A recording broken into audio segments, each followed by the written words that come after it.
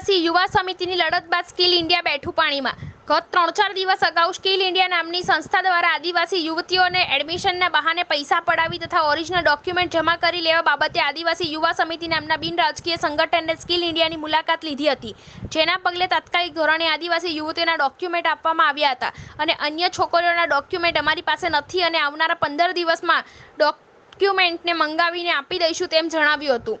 જ્યારે સ્કિલ ઇન્ડિયામાં એડમિશન લીધેલ યુવતીઓના બેંકના ચેક અને એટીએમ કાર્ડ તથા પાસબુક પણ જમા કરી લીધા હતા, જે સોમવારે આપવા માટે બાહેધરી આપી હતી। ત્યારે આજે બેંક ખાતાના એટીએમ અને ચેકબુક લેવા આજે આવેલી યુવતીઓ સાથે બીજી પણ યુવતીઓ જે પહેલા ડરના કારણે આવી ન હતી તેઓ પણ સાથે પોતાના ઓરિજિનલ ડોક્યુમેન્ટ લેવા માટે સ્કિલ ઇન્ડિયાની ઓફિસ પર આવી પહોંચી હતી, જેના પગલે આજે આવેલી અન્ય યુવતીઓને પણ પોતાના ઓરિજિનલ ડોક્યુમેન્ટ પરત આપવામાં આવ્યા હતા અને અન્ય બાકી રહેલા વિદ્યાર્થીઓના ડોક્યુમેન્ટ પણ આવનારા દિવસોમાં આપી દેવા માટે જણાવ્યું હતું। યુવતીઓના પરિવારજનો વાત કરતા જાણવા મળેલ છે કે 4-5 વર્ષોથી અમારી દીકરીઓના ડોક્યુમેન્ટ સ્કિલ ઇન્ડિયાના નામની સંસ્થાએ દબાઈ રાખેલા હતા અને ડોક્યુમેન્ટ માંગવા જઈએ તો પૈસા ભરવાનું કહીને ધમકાવતા હતા, પરંતુ આદિવાસી યુવા સમિતિની મદદથી તેઓને પૈસા ભર્યા વગર ડોક્યુમેન્ટ પરત મળી રહ્યા છે, જેને લઈને વાલીઓએ આદિવાસી યુવા સમિતિનો આભાર માન્યો હતો। લોકોમાં અને આદિવાસી સમાજમાં ચર્ચા થઈ રહી છે કે સત્તા વગર આદિવાસી યુવા સમિતિથી જો આટલી મદદ મળી રહી છે ત્યારે આદિવાસી સમાજના નેતાઓ આવા પ્રશ્નો બાબતે કેમ ચૂપ છે। 2018 એડમિશન લીધું હતું, એમાં અમને કહેવામાં આવ્યું હતું કે ખાલી 3 વર્ષના 10,000 કરવાના એમ, એના બદલે અમારા જોડે 50,000 જેવા તો લઈ લીધા છે અને ડોક્યુમેન્ટ બેંકની ચોપડી એટીએમ કાર્ડ એ લોકો બધું એમની જોડે જ છે, અમારી જોડે અત્યારે કશું છે નહીં અને 5 વર્ષ થઈ ગયા પણ અમને હજી રજીસ્ટ્રેશન માટે બી બોલાય નહીં અને ફોન કરે તો ઉપાડતા બી નહીં, SMS કરે તો રિપ્લાય બી નહીં આપતા। કઈ સંસ્થા છે અને કેવી રીતના આગળ ચાલતી રહી સંસ્થા ભાઈ? ઈડી સ્કિલ ઇન્ડિયા 12મા મહિનામાં જવાનું હતું, એના બદલે અમને આ 7 મહિના થઈ ગયા, હજી બોલાય નહીં અને 25,000 રજીસ્ટ્રેશન ફી અલગ લીધી છે અમારી જોડે। કોઈ શિષ્યવૃત્તિ મળતી હોય? શિષ્યવૃત્તિ મળે છે એ તો એ લોકો જ ઉપાડી લે છે, અમારી જોડે તો ખાલી અમારી જોડે એટીએમ બેંકની ચોપડી એવું બધું અમને ખાલી ખાતું ખોલાવવા માટે બરોલી લઈ ગયા હતા, બધું એ લોકો લઈ લીધું છે અમારી જોડેથી। બધાને અલગ અલગ બેંકમાં ખાતા છે, અમારે સિટી બેંક ગોધરામાં છે। તો કોઈ એવી સહી ભાઈ કરાવવામાં આવે છે ચેક પર કે વગેરે? અમારી જોડે સહી કરાવી હતી, અમારા વખતે સહી નહીં કરાવી, અમારી જોડે લઈ લીધું છે। શું નામ છે આપનું? રાઠવા અમિતાબેન દિલીપભાઈ।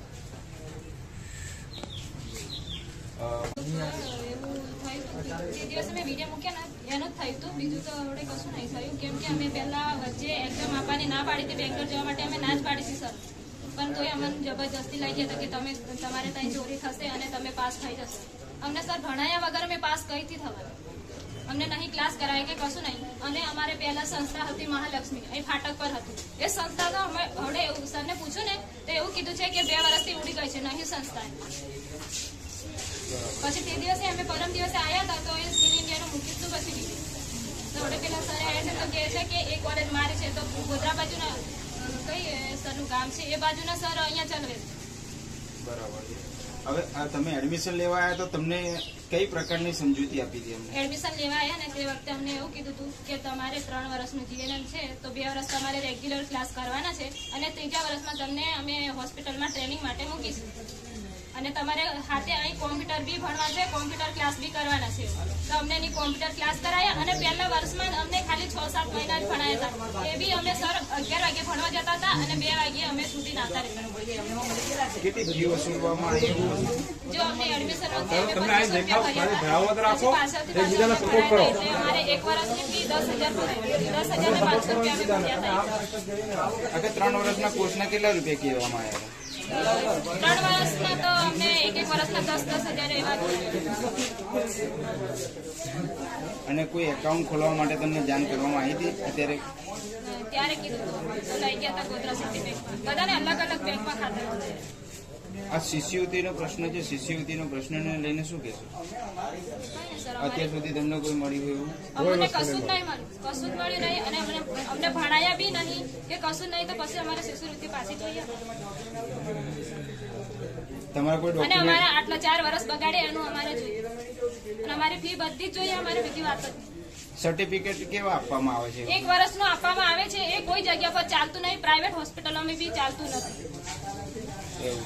અને અમારે આખા 4 વર્ષ બગાડ્યા। શું નામ છે આપનું? મારું નામ પિન્ટુબેન ઝલુ લાઠવા.